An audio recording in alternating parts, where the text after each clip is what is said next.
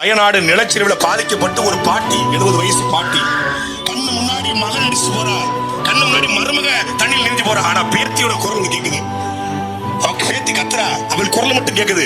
நீந்தி போய் அரகுற ஆடையோட அந்த 8 வயது பேத்தியை பிடிச்சுக்கிட்டு பாறையில தத்தி தடுமாறி போறா. அந்த பக்கம் போனா ஒரே காடு, இருட்டாயிருச்சு, காட்டு தெரியல, காட்டுக்குள்ள நடந்து போறா. அடர்ந்த காடு, சிறுத்தையும் புலியும் நடமாடக்கூடிய காடு. நிச்சயமாக நாம் பிழைக்க மாட்டோம் என்ற அந்த பாட்டி முடிவெடுத்துட்டா. பேத்தியோட நடுங்க உட்கார்ந்துக்கிறா.